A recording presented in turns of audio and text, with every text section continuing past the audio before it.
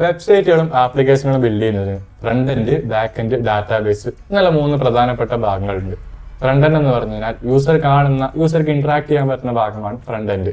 അതിൽ ടെക്സ്റ്റ് ഉണ്ടാവും, ബട്ടൺ ഉണ്ടാവും, ഇമേജസ് ഉണ്ടാവും, ആനിമേഷൻ ഉണ്ടാവും. ഇതെല്ലാം ഫ്രണ്ട് എൻഡിൽ വരുന്നതാണ്.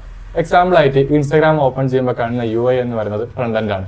അതിൽ പോസ്റ്റുകൾ ഉണ്ടാവും, ലൈക്ക് ചെയ്യാനുള്ള ബട്ടൺ ഉണ്ടാവും, മെസ്സേജ് അയക്കാനുള്ള ഓപ്ഷൻ ഉണ്ടാവും. ഇതെല്ലാം ഫ്രണ്ട് എൻഡിൽ വരുന്നതാണ്.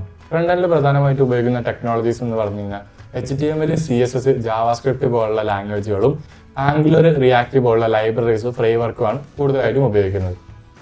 അടുത്തൊരു പ്രധാനപ്പെട്ട ഭാഗമാണ് ബാക്ക് എൻഡ്. ബാക്ക് എൻഡ് എന്ന് പറഞ്ഞു കഴിഞ്ഞാൽ ഒരു വെബ്സൈറ്റിൻ്റെ, ഒരു ആപ്ലിക്കേഷൻ്റെ ബ്രെയിൻ എന്ന് വേണമെങ്കിൽ നമുക്ക് പറയാം. ഒരു യൂസർക്ക് ആക്സസ് ഇല്ലാത്ത ഡെവലപ്പർമാർ മാത്രം വർക്ക് ചെയ്യുന്ന ഏരിയയാണ് ബാക്ക് എൻഡ്.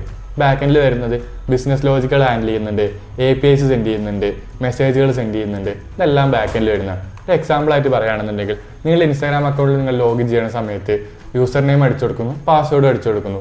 എന്നിട്ട് ലോഗിൻ ബട്ടൺ ക്ലിക്ക് ചെയ്യുമ്പോൾ നിങ്ങൾ അടിച്ചെടുത്ത പാസ്വേഡ് ശരിയാണോ തെറ്റാണോ എന്ന് ചെക്ക് ചെയ്യുന്നത് ബാക്ക് എൻഡിലാണ്. ബാക്ക് എൻഡിൽ പ്രധാനമായിട്ട് ഉപയോഗിക്കുന്ന ടെക്നോളജീസ് എന്ന് പറഞ്ഞാൽ ജാങ്കോ, PHP, .NET, അതുപോലെ Node.js പോലുള്ള ലാംഗ്വേജസ് ആണ് പ്രധാനമായിട്ടും ബാക്ക് എൻഡിൽ ഉപയോഗിക്കുന്നത്. ഡെവലപ്മെൻറ്റിലെ പ്രധാനപ്പെട്ട മറ്റൊരു ഭാഗമാണ് ഡാറ്റാബേസ്. ഡാറ്റാബേസ് എന്ന് പറഞ്ഞു കഴിഞ്ഞാൽ ആപ്ലിക്കേഷൻ്റെ, വെബ്സൈറ്റിൻ്റെ ഒക്കെ സ്റ്റോറേജ് റൂം എന്ന് വേണമെങ്കിൽ പറയാം. User name, password, image, message തുടങ്ങിയവ എല്ലാം സ്റ്റോർ ചെയ്ത് വെക്കുന്നത് ഡാറ്റാബേസിലാണ്. നിങ്ങൾ ഇൻസ്റ്റാഗ്രാം ഓപ്പൺ ചെയ്യുമ്പോൾ കാണുന്ന പോസ്റ്റുകൾ, റീലുകൾ ഇതെല്ലാം സ്റ്റോർ ചെയ്ത് വെച്ചിട്ടുള്ളത് ഡാറ്റാബേസിലാണ്.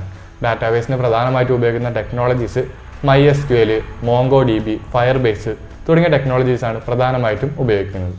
വീഡിയോ ഇഷ്ടപ്പെട്ടിട്ടുണ്ടെങ്കിൽ ലൈക്ക് ചെയ്യുക, നിങ്ങളുടെ അഭിപ്രായങ്ങളും ഡൗട്ടുകളും കമൻറ്റ് ചെയ്യുക. ഇതേപോലെ ഇൻഫോർമേറ്റീവ് ആയിട്ടുള്ള കണ്ടന്റുകൾക്ക് ഫോളോ ചെയ്യുക.